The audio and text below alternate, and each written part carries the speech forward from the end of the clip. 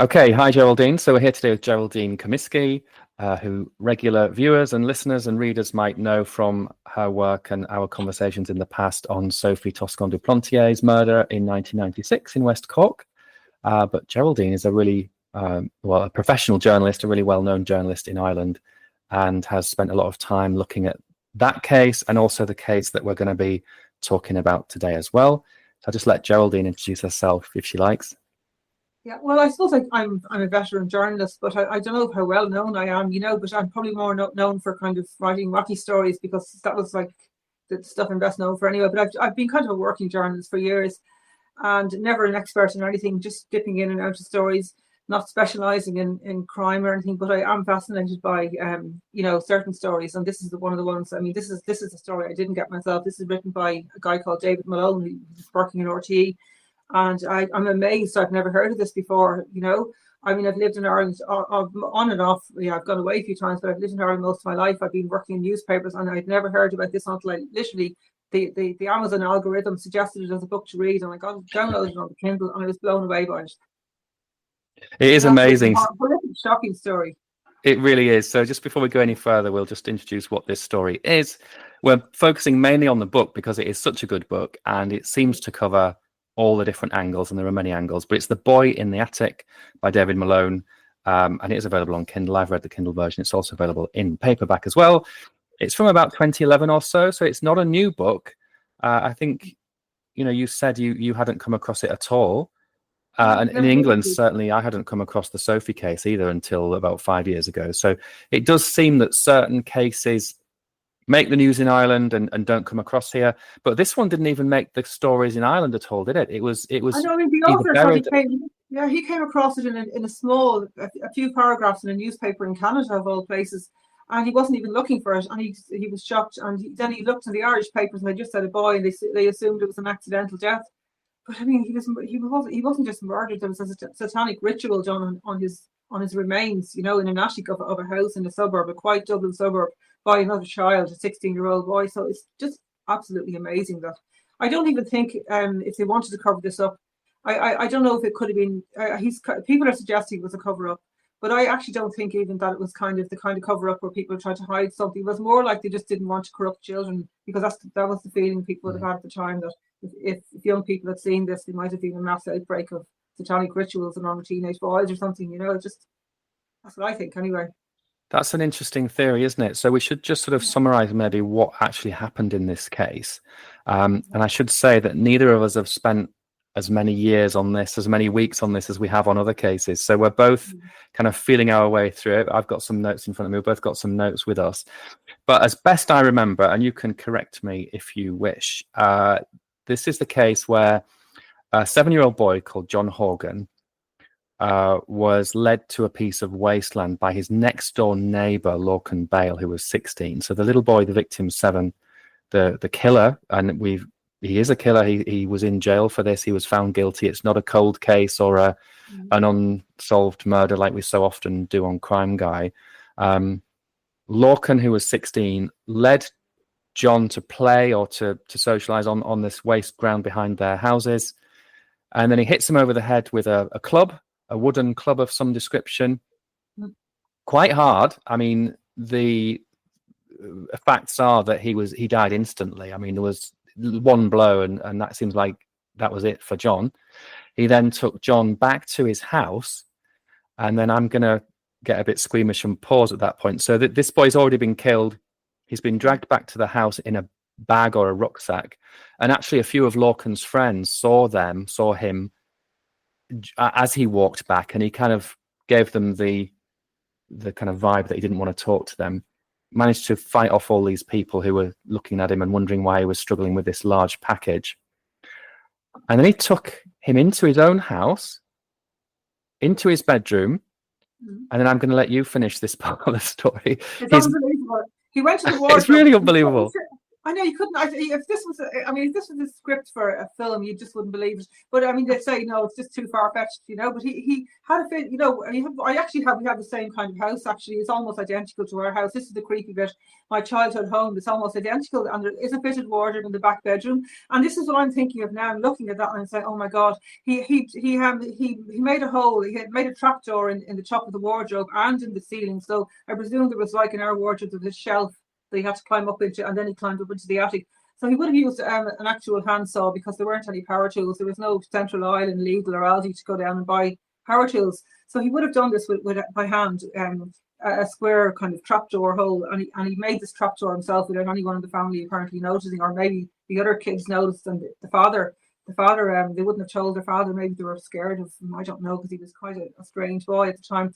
But he went into the attic anyway and dragged the poor little boy up, the 7-year-old boy, in the sack into the attic, and then he actually cut his clothes off, which is absolutely appalling. And he tied him or nailed him. There are two different accounts. One says he was crucified, as in the corpse was crucified. He was nailed to the rafters of the attic, and the other one said that he was tied. So I don't know which is true. There are different accounts. And so he had him with the arms like Jesus in the crucifixion. And then he conducted a satanic mass. Apparently, he had candles. He had a bowl of earth.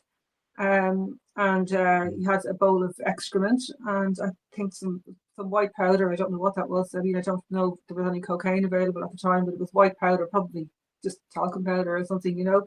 I mean, teenage boys have some imagination. But the thing is that the murder part and the satanic ritual part, I mean, I think, like the author, I agree with him that I don't think this boy, he was actually a Catholic, a Christian. And to be a Satanist, it's generally a rebellion against your Christianity. So it's probably a rebellion against his parents. So I think the satanic thing was just kind of not a typical teenage boy, but a teenage boy acting out. But it was the murder part and the desecration of the corpse and all this, you know, it's just beyond. I mean, I'm just find it repulsive to think about it. But you know, he did do his time in prison. Well, considering I hadn't heard about this about a week ago, and you started emailing me about it, and I think every time I received an email, I just thought, this is getting less and less believable, but it's all documented, it's all fact. And I think one of the things that attracts attention, apart from the fact that the victim was so young, and indeed the killer was under 18 as well, is this kind of satanic angle. And some people have wrongly said that the victim was crucified, which is not the case. He was already dead when he was brought into the house. So he was, and one of the things that even strikes me about it is how, especially in a child's life, how fragile life is. The fact that one whack with this club was, I mean, it would have been over in 2 seconds. But this is why I'm always thinking about these. You know, this horrible thuggish fashion for one punch attacks, people punching. I mean, you can literally kill somebody that way, or you could paralyze them for life, or maybe years later they could get some neurological disease. I mean, this is, you know, I'm often wondering about this because an awful lot of people have neurological diseases in old age, and when you look back into their background, you find they played sport and they might have been hit in the head or something. You know, being hit in the head is so dangerous. It could be a concussion that someone had that wasn't treated at the time. Anyway, this boy was instantly killed. Now, whether he intended to kill him or not, I don't know. You know, because he was actually convicted of it. But whether he intended to actually kill the boy, or whether he was just a teenage boy, you know, with horseplay, and he was going to shock him or something, because he did like to kind of act out and scare other kids. But he told me he was going to bring him looking for rabbits, because the younger boy was being Lorcan, the killer's family were babysitting the younger boy, and his granny was minding him, and Lorcan said, I'll take you out to the field at the back of the garden to show you some rabbits. But like most little boys, you know, he would find that fascinating, I suppose.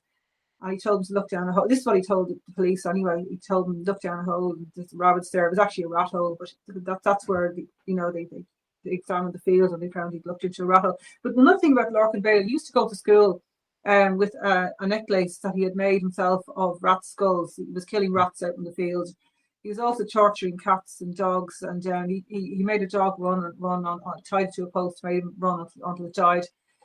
He tried to torture a cat, and the cat scratched him, and the cat won, which is fair play to the cat. He also, a lot of pet rabbits were going missing. So I mean, these killers always seem to start with animal cruelty. And I think if you can kill or hurt a sentient being, you know, you are capable of murder then, you know. Yeah, there's so many disturbing elements to this, and we're going to sort of unpick them one at a time.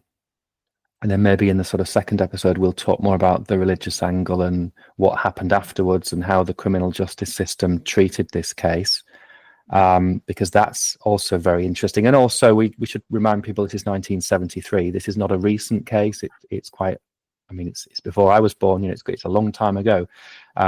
England and Ireland were different socially and culturally 50 years. It's 50 years ago now, just over. So maybe later on we can talk about the kind of warning signs that were missed. You know, the police didn't miss any warning signs because this boy was relatively well behaved, apart from the sort of sadistic things you're talking about, which were only really known to his friends. That this is the thing, that the authorities and his parents don't seem to have had very much visibility over what he was doing. About Ireland, Ireland didn't look. I mean, even now, I mean, you know, fox hunting and hare coursing are still perfectly legal in Ireland.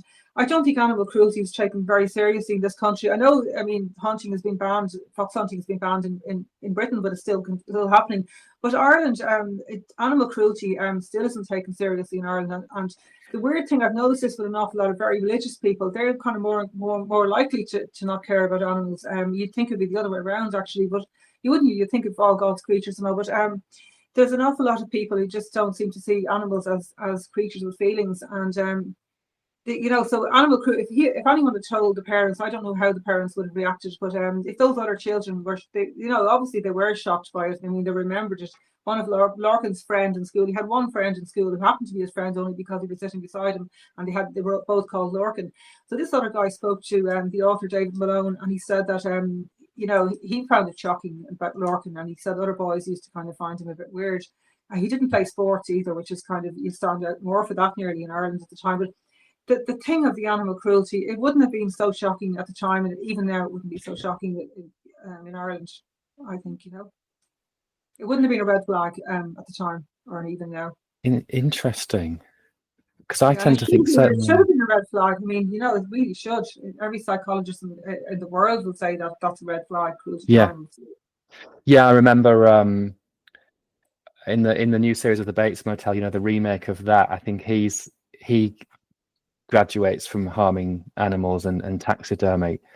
So I suppose there's a debate there about, is taxidermy some kind of art form? Well, taxidermy though is animals that are already dead, though, aren't they? I mean, it's not quite the same. Yeah, I mean, like, I know you don't. I know maybe they are killed for it, but torturing them. I mean, killing them. Yeah. Even hunters. I do know hunters now, and they're not. I don't think they're bad people. I don't agree with them hunting, but I don't think they're evil. And I know people. I don't eat meat, but I know people who eat meat. I'm not going to start demonizing them for eating meat, but actually torturing an animal, there's just no justification for that at all. You know, deliberately wanting to make an animal suffer. Yeah, so this was West Dublin, so it's sort of out suburban Dublin. It's not the countryside. So I tend to think here of, you know, shooting and fox hunting as being country pursuits, and it's very, very suburban, and it's a very nice suburb. This area, Palmerstown, is a really nice. It's not, you know, we always talk about the south side where I live. I mean, the south side has got a mixed. There's lots of nice suburbs and lots of not so nice. So-called not so nice suburbs, but I mean the west. This is a lovely part of Dublin where it happened. You know, a very respectable area. And even more so back then. So I know now there's like a motorway and a bypass and stuff, but this was much more, not rural, but there was more green spaces around, wasn't there? Less traffic. I'd say even now that'd be quite an upmarket part of Dublin, Palmerstown. You know, it's a very desirable part to live in. So where should we go next? So we've got the basic facts together. We know how John was found, and there was this kind of religious stroke satanic background to it. And there's all kinds of theories about that as well. But just to be clear to people, these boys knew each other really well. So that's how he established trust. John Horgan was the next door neighbor, and these are semi-detached houses that were joined together. Yeah. So it was in the same building effectively. The families knew each other before and stayed in touch afterwards. Almost amazing, you know, amazingly in some ways. And I mean, they're both very religious families. Another thing about them, they're both, I mean, extremely religious. I mean, they're both the fathers were members. I mean, apparently members of Opus Dei, which, you know, which people have mixed feelings about it. But one thing about them, they were both deeply devout Catholics, and Lorcan's father, after Lorcan was in jail, Lorcan's father, before he died, got 2 heart attacks and then died. He used to write letters to the paper on moral issues. He was one of these people who was a very strong moral conscience, you know. So and by the way, Lorcan had two sisters and 2 brothers, and there was no inkling of any problems with any of them. So it was just Lorcan, you know, whatever happened to him. And there are a lot of things that happened to him in his life, in his short life as well, before this even got anywhere near to be happening. So he was quite unwell for certain periods of his life in hospital. And he had one minor operation, or should have been a minor operation, which ended up in a 3-week stay. And I think I read that he spent something like 2 years of his early childhood, or not at once, but in different stages, different places. Yeah, I think it was 6 months actually he spent in Kappa Hospital in Finglas, you know, I mean, and for something minor, but he had a problem. I mean, your man goes into this, I don't know, it's kind of distasteful, but he had a problem with his male organs when he was a child, and he had to get an operation. I mean, it's quite common, but I mean, it's just that you know, people don't talk about it. It's quite common for children, but it would have been very distressful for him at the time, because people wouldn't have spoken openly about medical issues involving the sex organs of a young child, you know. So he had a few horrible, stressful operations, and having in a deeply religious country at the time, even, it would have been probably more significant at the time for a child than it would be now, even, you know, especially going through puberty and having all these problems, you know. So I think my thought process in something like this, I mean, I think I mentioned to you about the James Bulger killing, you know, which was something that happened I think in the late 90s or early 2000s, that really shocked me and shocked everybody who's ever heard about it. But that's the only really high profile child killing conducted by children that I can think of in England in the last sort of 30 or 40 years. There might be others, but it's rare. But you tend to think, well, hang on a minute, what is the family home like? What are the parents like? Whose fault? You sort of tend to think that it's not the killer's fault, because he's only 16. The Bulger boys were the killers were much younger than that. And I said I've seen in this book that it says something like, well, nobody's born that evil or that violent, you know, it's acquired during your life. And you've mentioned that his father was very strict. I know that they spoke the Irish language in the home, which you know, certainly in Wales now is quite common, but I guess I understand back then it wasn't that common, was it? Or no, I mean, it was kind of almost a backlash against the Irish language at the time, because you know, before that, when Ireland broke away from Britain, there was a cultural, even before they broke away, there was all this thing of let's speak Gaelic and all, and the Gaelic revival, and then they broke away, and then the harsh reality set in that the new independent Ireland people were in poverty. I mean, they had been in poverty before, and they were still in poverty, and you know, there was a kind of a new kind of ruling class emerging. This is my take on it. And so the people felt a bit disaffected by the Irish language zealots. You know, they felt you've walked us into this, you've broken away from Britain, and you haven't given us anything that you promised. So I mean, I think my parents' generation would have been disaffected by it, didn't want to learn Irish. So I think Lorcan Bale would have grown up at a time his father would have been a bit of an outlier wanting to learn Irish, and he joined the civil service as well. He was in the map making, the Ordnance Survey Office. So he would have stood out at the time, you know, and that, you know, and then Lorcan, on top of that, Lorcan had the odd clothes, and he went to sort of he went to a school where they were playing sports, and he wasn't playing sports. So there was an awful lot that set him apart from other kids. I'm not making excuses for him, but I don't think anyone deliberately anyone in his family or community deliberately set out to make him feel like an outsider. But by default, Lorcan became an outsider, and that would have surely affected him.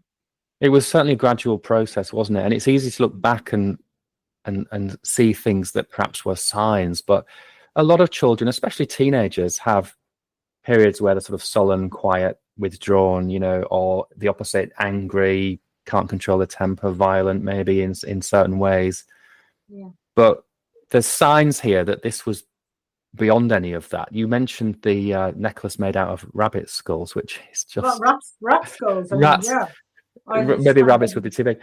I mean, I'm sort of, I can't even believe it that we're having to say this sort of stuff, but he did change schools a couple of times. And I think the school that he went to, his last school, where he met this other Lorcan, and I have to say, I don't know if it's a common name in Ireland. I don't know anybody called It's Lorcan. common. No, it's not very common, but it's quite a nice common. It's quite a common name for boys anyway in Ireland. You know, it's not unusual.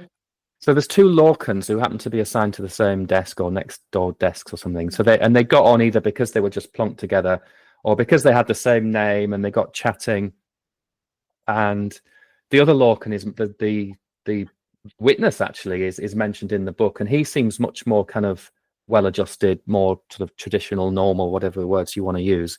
But there was a time when he became a victim of the killer as well, when they had a physical fight. But there were all of these signs of the violence against his friends. He was the eldest of 5, but he seems to have not really got along or liked the company of any of his siblings. He was very much against his father's way of thinking and his father's he had rules. a spy hole in the attic. This is where the other Lorcan fell out with him. Lorcan Conway kind of broke off the friendship. He brought Lorcan home once to show him it was around the time when they were doing their exams, their inter-cert exams, which is the exam you do around 15 or 16 years old. And he said they went back. I think the exams were on at that time. He was doing badly in the exams. He brought him home to do homework or something, and then he brought him up to the attic, showed him a satanic altar, and then he showed, if your man was shocked enough with that, then he showed him a hole in the ground which is overlooking the bathroom. And Lorcan Bale's younger sister, was in the bathroom having a bath or a shower, and the boys kind of saw this, and obviously Lorcan was spying on his sister, and he was trying to encourage his friend to. So then they had a fight, and Lorcan Bale kept poking him. They were arguing, and he kept poking him in the chest, and then he turned to shoving, and he pushed him to the ground, and he looked very angry, and your man was frightened of him. I think he put his hands around his neck or something. It's in the book anyway, but he really intimidated his friend, and then he acted like nothing had happened a few seconds later. And I think that's nearly more frightening than having a fight when someone just acts like they didn't do it. If somebody fights with you, or even if they say something terrible and then they act like nothing happened, it's very unnerving. It's really a red flag, I think, to anyone. So the other boy just cut off contact with him. Next, he heard this terrible murder had happened, and then he was arrested. Yeah, there's a couple of things there. He did try to strangle him, or tended, or whatever it was. The other guy felt like he was going to be strangled, actually. Yeah. And he said there was a look in his eye, like a glazed look or a distant look. And then, like you said, it's kind of what we would perhaps say now as a gaslighting type behavior, where he does something and then acts like it hasn't happened, which is, like you say, if it's something very dramatic and significant, maybe you want to talk about it, and they're pretending like nothing happened. Is all of these things together are adding up.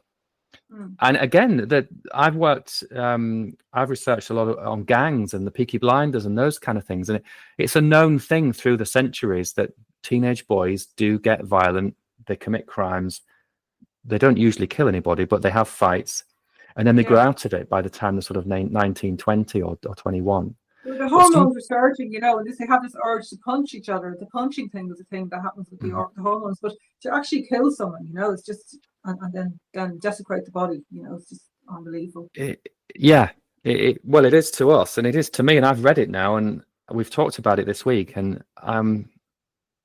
I think we'll, in a while, we'll come on to the real question I think we want to try and answer, or at least discuss, which is how on earth was it hidden, and why wasn't more made of it, and all those, why was it a mission or was it deliberate, that kind of thing.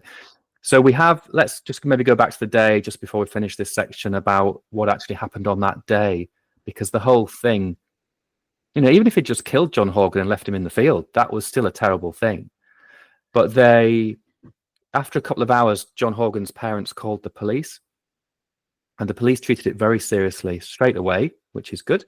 They came really quickly and started a search. Everybody in the neighborhood had already looked everywhere anyway. That's why they called the police. I think they felt like all the places they'd looked at had been searched. The thinking at that time was that he'd fallen into this river that was running nearby and would have been swept away in the river, of course, which would have been pretty bad. And it's hard to imagine him surviving that. But Lorcan was also involved in the search, and I think this is where perhaps his age and his normal impulses took over, and it seems like he started to feel some guilt, and he started to act in ways that the police found suspicious. For example, he would sort of make a show of looking for the body or the boy or whatever.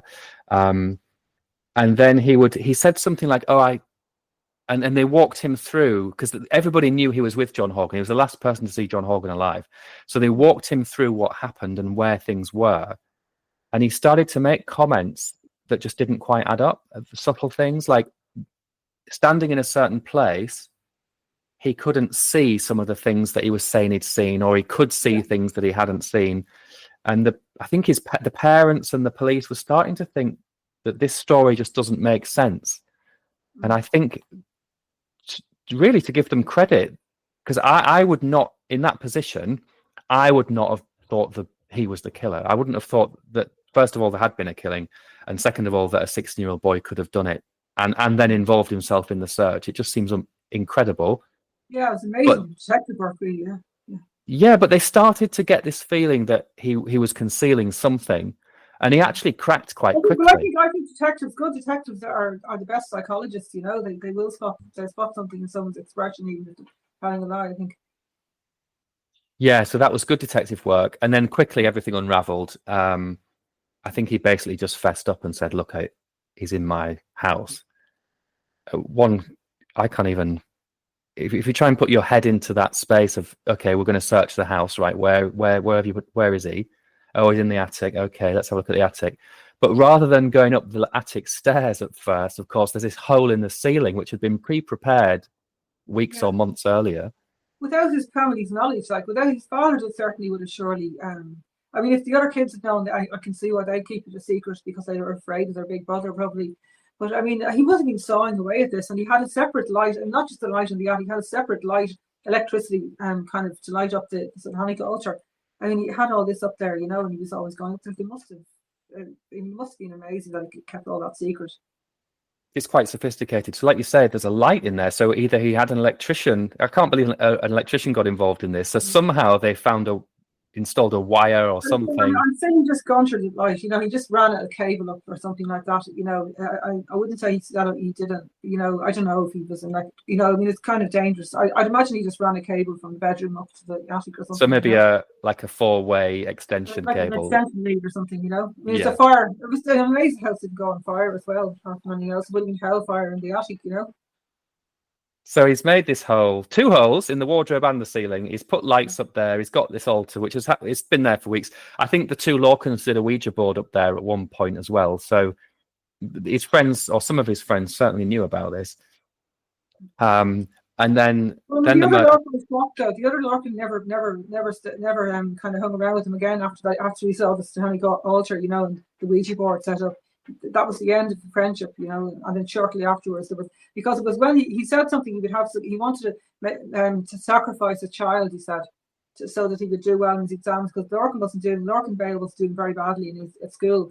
So he wasn't very he was very intelligent, but he was one of these people who just didn't suit the school system. So he wanted to do well in his exams, but he didn't want to, you know, he wasn't trying. I think I'd say he wasn't even trying. That's when an intelligent person doesn't do well in their exams. But anyway, he had this magical thinking that teenagers sometimes have. So he said he sacrificed a child. So he picked this little boy, just made his first Holy Communion, and sacrificed him. You know, 7 years old. And even then, you could say, well, okay, why didn't his friend tell anybody? But he didn't. It's not like an adult. Yeah, he didn't believe him. You know. Yeah, exactly. It's not like an adult. Even after 10 pints, I don't think I would joke about anything like that. But children make up all kinds of fantasies and they live in their imaginations. And so he was used to hearing Lorcan Bales talking like that. You know, I mean, the rat skulls. He knew he was kind of acting weird anyway. So he didn't think anything unusual of him saying that. Yeah, and I know that he's obviously feels a lot of guilt, and he must have been looking at his own life, the friend, and wondering whether he could have prevented this. It's a horrible position to be in. Yeah. I don't think he could have, and I don't think he would have known either. I really don't think. I mean, I don't know if he even felt guilt. He spoke openly to the author, but if he did feel guilt, it really wasn't his fault, you know, because he was 16 and he just had this weird friend, and he cut off the friendship. So, you know, it's just. And obviously, it's the people around suffer as well. So that other Lorcan, the friend, was ostracized, I think, by people afterwards. Because, I mean, is it human nature perhaps to just assume that somebody must have known something, and I think the family and the friends get kind of ostracized as well. So it affected the whole community. Yeah, So and the let's parents moved away. Actually, both families moved out of the area because they couldn't take. yeah. I suppose the memories of what happened. That's really what it was. The community supported them, but the community had nothing but compassion for them, I think. But they moved out because they didn't want to be in those houses where they had such terrible memories. Let's just finish this section. I've got a thought about that as to another case that we've been talking about recently, but then we'll move on to maybe more of the social context of it in the second part. But you've just reminded me of our friend Ian Bailey. I think that, when you said that the families moved away, one of the striking things about the Sophie Toscan de Plantier murder in West Cork is that Ian Bailey didn't move away. I think everybody would have had an easier life if he'd just left the area, and he was very, he wasn't going to ever do that. He never did do that. But I wonder whether... I know he felt if he moved away, he said this, if he moved away, people would have thought he was guilty, he was running away. That's the reason he stayed, I think, And you can understand that. But I think in this case, there was no doubt about guilt. I mean, he admitted it straight away. Just to wrap up the kind of that part of the story, he pleaded guilty on the stand, so there was no trial. The jury were dismissed. He was pleaded guilty, and he was sent to a young offenders institution. He was given what was called a life sentence, but actually he only served 7.5 years, which seems very short to me. Maybe that was partly his age. Same length of years that the little boy had lived. He killed a 7-year-old and he served 7 years. He was out when he was 23. That's a lot of people took issue with that.